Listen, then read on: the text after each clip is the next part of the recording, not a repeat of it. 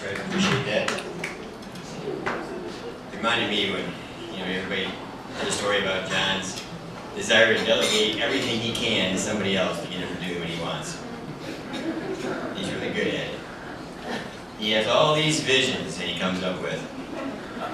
It's amazing what heroin can do.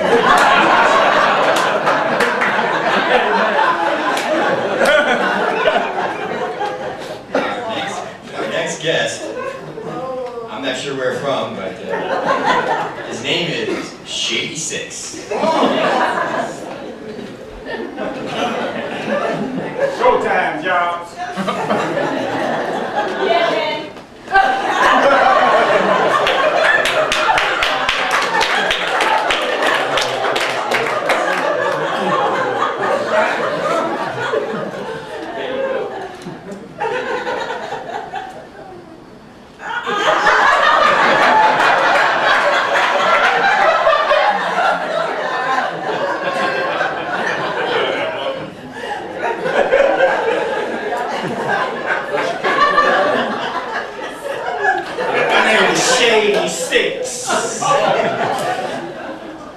John and I go a long way back.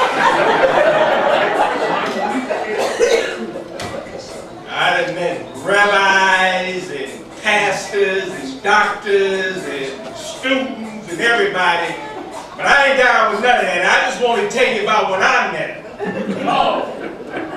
John and I were doing time in an institution for the criminally insane.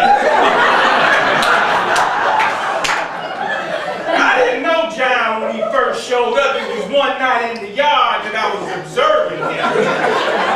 I remember Lenny came up to him, and Lenny is crazy. Lenny told John, he said, listen, I got a way we can get out of here. John said, oh yeah? Show me. And Lenny showed him, he said, I got this flashlight. And see what I'm gonna do, I'm gonna shine the light over the wall. You climb up the beam. I throw the light up to you. You shine it back down. I climb up the beam. I hold the light. You climb down the beam. You throw me the light in that. John said, man, you must think I'm crazy. I ain't stupid. I know what you want to do. I get halfway up the beam and you'll cut it off.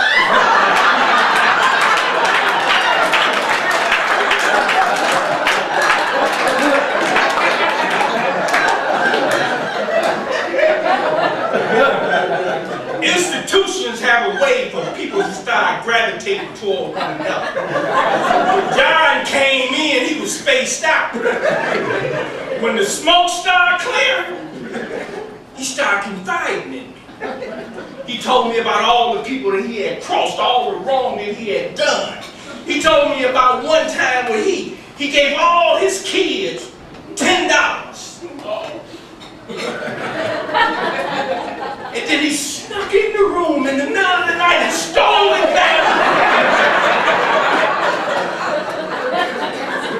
But he told me what really hurt him when he whooped him the next morning for losing.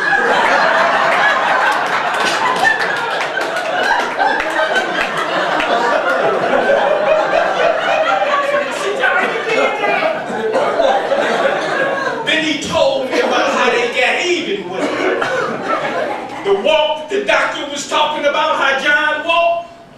John told me about how they put crazy glue in his preparation aid.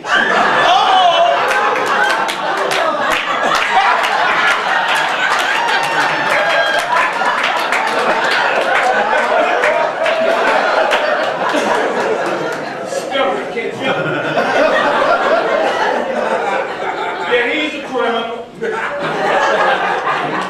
Don't tell me about a God who can save you, who don't save you from nothing. But we all need to remember that his work is not over. I'm talking about God's.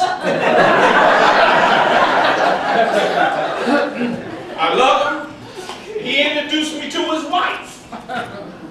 And I told John, I said, you got real good taste. Don't it?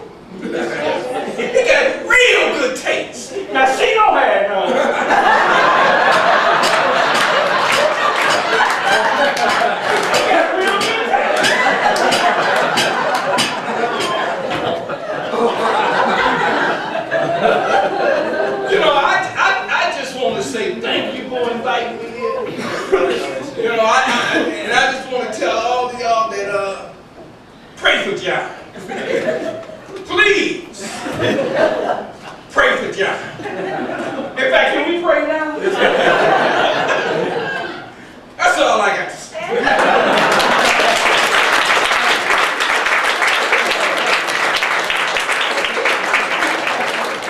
just love this Mikey here.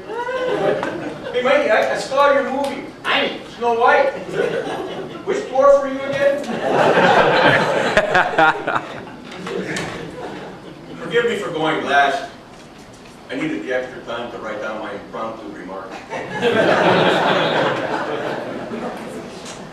When they asked me to come tonight to roast John Denson, the first thing that came to my mind was, what, he's out already?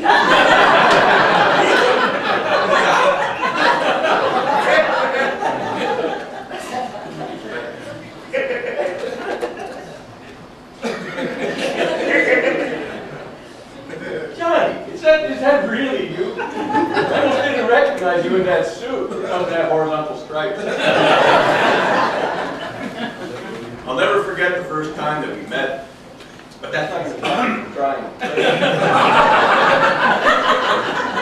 I'm very proud of you, Johnny, very proud. Everybody said you've really changed. When I met you, you were arrogant and obnoxious, but now you're just the opposite. You're obnoxious and I'm arrogant. Most of you don't know about Johnny when he was young. I'm going to tell you some things that you don't know about Johnny. Johnny had it hard, you know. I'm not going to say that Johnny had a lot of enemies, but if he'd been hit by a car, it wouldn't have been listed as an accident. People were afraid of Johnny, though. There was a word that you never wanted to call Johnny that starts with N and ends with R. Neighbor.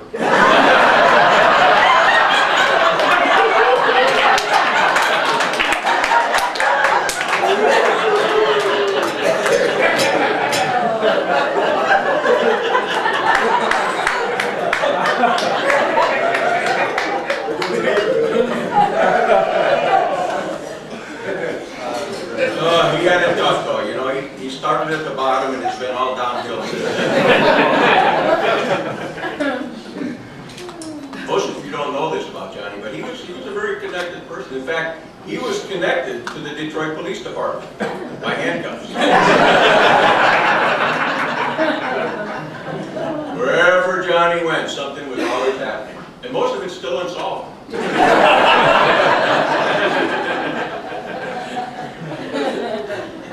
But Johnny, he wasn't too much of that boy. What Johnny really had, Johnny had a problem with self-esteem. He had way too much of it. I tried to help him. I said, Johnny, things can't go on like this. And they never did, they always got worse. I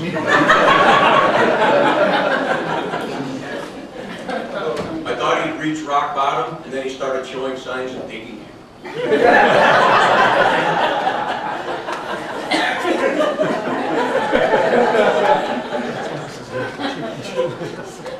found his true love when he was very young, but sadly it just wasn't to be. It's illegal to marry yourself. Last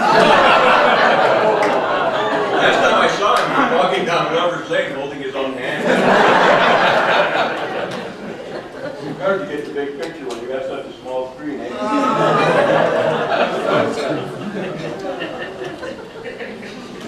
But I could always get Johnny to behave in prison.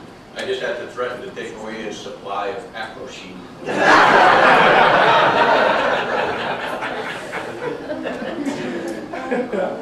When Johnny was young, he had a speech impediment. His foot.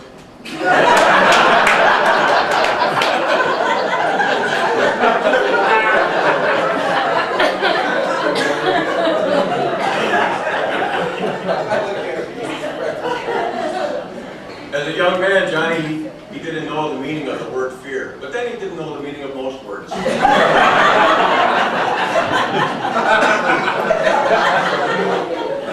He was always getting his words mixed up. I always had to straighten him out.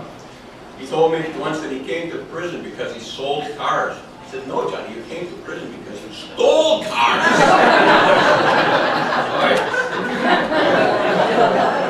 Just out of curiosity, when you were a kid, did you eat paint chips?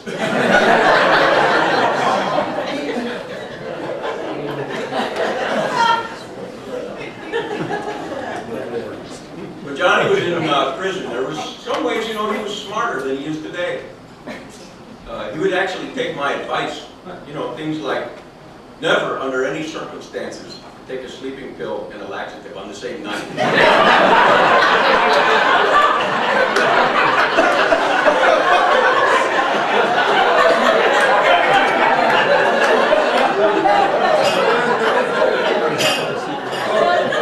Johnny always had an open mind. In fact, I can feel your graphic.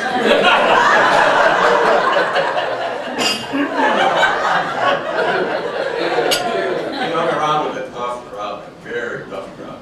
By the way, is little Jerry Weinstein do here? Hey Jerry, would you go out and, in case Johnny's friends showed up, just make sure all the wheels are still in my Cadillac. I love Jerry. He's such a humble young man. But then again, he has so much to be humble about.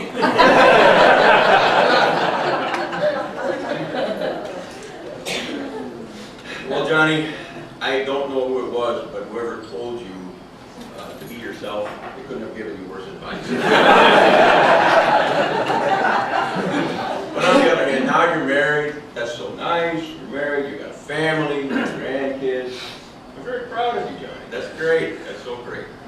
You did good marrying Donna. You know, it's true what they say. Opposites do attract. And after all, Donna's good-looking, intelligent, and cultured.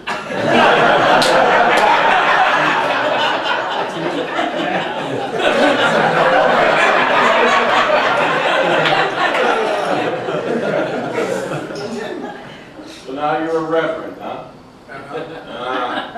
Johnny's prepared to meet his maker. Whether or not his maker is prepared for the another story.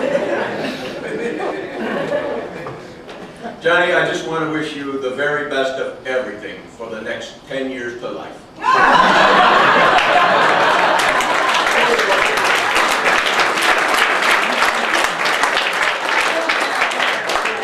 And in conclusion, I'd like to say that I had a wonderful time, but this wasn't it.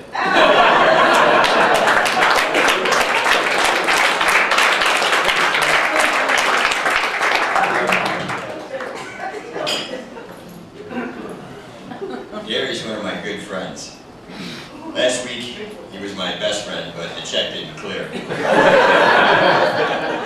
Now he's barely my friend. You gonna tell him about your second job? Mike he has a really, really good second job. He models for a company that designs trophies. Something of which you have never done.